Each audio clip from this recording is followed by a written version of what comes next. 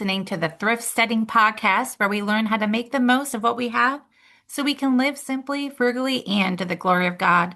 This is your host, Heather of Garnet Creek Farm, and today we are going to talk about Christmas markets. Are they worth it? I will discuss which type of markets are available, what sells well at them, and are they actually worth it? Before I dive into today's topic, I would like to mention that today's episode is made possible thanks to Audible. Audible, your one-stop shop for all things audiobook, is winding down its 99 cents a month offer very soon. If you use my link in the description below, you can grab this offer for your first 3 months for only 99 cents a month if you do it before December 16, 2025. You'll have access to thousands of titles, including several books by Joel Salatin, whom I interviewed on the blog back in August with the Thrift Steading launch. You can even gain access to the audiobook of Farmhouse Devotions. This is a beautiful and inspirational devotional that I'm currently giving away over on the blog. This giveaway is open to the US and Canada, so be sure to check that out and enter that. Now, let's talk about selling at Christmas markets. Are they worth it? Well, first, I want to talk about what types of markets are available. If you are currently a vendor at a farmer's market in the spring and the summer, then most likely your market is going to have a special Christmas market. So if you already have the clientele that are used to seeing you during the spring, summer, or fall months, then I highly recommend going to the Christmas market and setting up so you can just be a familiar face to people who have seen you year after year. Many people who do markets, they might get frustrated the first or second year because they haven't built up their clientele yet. They haven't had their face out there long enough. And I heard when we first got started that 3 years is usually how long it takes to get your name out there, to gain the trust of the people in your area. And this summer was year 3 for us, and I found that to be very true. We didn't do as many markets as I would have liked, but the ones we did very well. And I believe that there is a sense of trust that you need to build up with your community, where when they see you year after year, then they're wanting to come back and support your business. And I have definitely found that to be true. So if you are not a vendor and you do not have a homestead or farm where you're trying to sell items, or whether you do, there's other options such as craft fairs, festivals, and juried events. So if this is a chance where you are thinking of just breaking into the market, maybe starting to get your name out there, then I do highly recommend it because the vendor fees usually are a little bit lower than the traditional farmers market. Also, the red tape, the rules, the regulations are not always as stringent. Now, when it comes to food, that's a different story. I'm not even talking about food because that's an animal I don't even want to touch right now. But when it comes to other items, and I will talk about canned items later, because you do have cottage laws that a lot of those items can fall under, and we will talk about that. But as far as baked goods, you're going to have to look at your specific event. Some are very lenient and some are not. So I mentioned craft fairs. So these are generally going to be a lower vendor fee. They're going to be in a community center, local high school. Sometimes you'll even have organizations that are using it as a fundraiser, and the vendor fees go to help their organization. And these are a great way to get your name out to people that you normally wouldn't see. These are not going to necessarily be your typical farmers market people that are coming. It's going to be a completely different demographic, which could be good because you could pick up some new clients this way. Another opportunity will be festivals. So maybe your town has a special Christmas festival where they have a parade or they have an outdoor event with vendors or an indoor event with vendors, get in on that. Get your name out there. Go back year after year. A lot of times, these particular venues will secure a certain spot for vendors because they like you to be in the same spot year after year. So when people come back, they know, oh, if I go to this area of the gym, I know I'm going to see this vendor. Or if I go to this street on this corner, it's always going to be the guy selling houseplants or this guy selling honey. And so it breeds a sense of familiarity.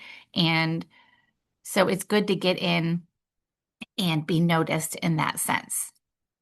The third type of market that I want to talk about, which I tried for the first year this year and did very well, was a juried event. So, for those of you who are not familiar with the concept of a juried event, it's basically for artists who present their craft. They have to bring it before a jury in the sense of basically they have a team of people that will look at the crafts and see if it's something they're looking for. It doesn't mean if you don't get chosen, it doesn't necessarily mean that you're a bad artist or it's not quality work. But sometimes they're just looking for a couple people who have crocheted items, fiber arts, clay. They're looking for specific vendors. So they have a wide variety and they only are looking for a certain amount of certain vendors. So these are a great opportunity to showcase your work if you're doing more artsy type work and showcasing that to the community. And you're not going to be competing against different types. Like if you create crocheted items, you're not going to be selling with people who are looking for produce. I guess in this time of year, be tomato sauce or honey. So you're going to be getting people coming to this event that are willing to open up their pocketbooks and maybe spend a little more because they want a handmade gift and they're willing to drop $80 or $100 for an item for a Christmas gift for a specific person. So it definitely is going to be encouraging to the person who might be trying to sell their $80 um, teddy bears that they make because I know from people that I know that have tried to sell and do sell homemade teddy bears, it takes a lot of time, effort, and material, and you do need to sell it for a certain price point. But when you go to a farmer's market, people are not always willing to spend that kind of money. They're looking for $5, $10 items. So a juried event is the opportunity for you to sell items that might have a higher price point and people are willing to pay that price. So those are a wonderful opportunity, and I did very well this year at one of those events. Now, what can you sell? If you are used to selling items in the fall, in the summer, in the spring, you might be hard pressed to try to figure out what am I going to sell at a Christmas market? Well, the first thing that is important to remember is make sure it's handmade. A lot of vendors these days will have these craft kits, items off Temu, Oriental Trading that they piece together. And I have fun doing that. I have fun doing that with my kids. And sometimes those items will sell. But that's not what the vendors should, okay, how should I word this? That's not what the people who are hosting the event are necessarily looking for. They're looking for high quality art, handmade gifts and items that can be something that people are coming back to look for year after year. So, what I've seen this year, even in 2025, what has done really well would be some consumable items that are in high demand year round. So you have soap, which people will keep coming back for, honey, Again, another item that people are going to keep coming back for, and tinctures, something that people are going to keep coming back for. Something else that you could do would be your regular products that you sell throughout the year, just modified for the Christmas market. For example, if you sell cut flowers in the summer, sell dried flower bunches that you could decorate in your home for the holiday season, make into ornaments.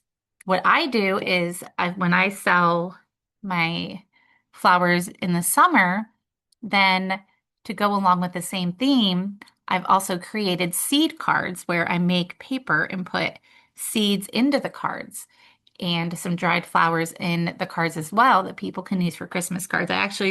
They've done so well. I sell those year round, but they do very, very well at the Christmas market. If you sell produce in the summer, then what I have seen this year in particular were the vendors that had canned tomato sauce, canned jellies, canned jams. They sold those very, very well. And in order to make it more Christmassy, they would maybe put it in a gift basket or they would have cute little bags. One guy had a bag where it would fit 2 jars and it looked like Santa pants. And he would put one jar in one leg, one jar in the other. And my kids said they overheard people walking around saying, I just want to buy some of those cans just to get that bag. So if you do some sort of item to make it more Christmassy, to make it more gift friendly, then you most likely are going to be able to sell that. If you are a crocheter or a knitter and you do that year round, make specific holiday themed items, both for kids and adults. Adults actually are looking to treat themselves at times, and they're also looking for gifts for other people, for other adults. So if you make items that they could use, then it's good to have a wide variety there. Now, I highly recommend having lower priced items along with your higher priced ones because what I notice is that people are often looking for stocking stuffers and they're also looking for maybe a gift that has to be $5 and under or $10 and under for a secret Santa or a gift exchange that they're doing, and they have a specific price point that they have to shop under. So if you have some of those $5 items, $10 items, maybe $2 items, then you'll have that available for them to just grab and maybe buy in bulk. Another option, this is the last option of something to sell that I did this year and did very well and actually sold out of. I sell outdoor plants in the summer, so I'll have tomato plants or different herbs. But for the winter market, I had house plants. So I worked on those and had them ready for the Christmas market. And I went simple. Aloe and spider plants sold out. But people have done succulents. You could do orchids, although those bulbs can be quite pricey. So just if you're doing that, make sure you're going to be in a place or an area where you know that people are willing to pay what they're worth because you're going to put quite a bit of money into that. Also, another one that does well is the the Lenten rose. Those do very well, and Christmas cactus.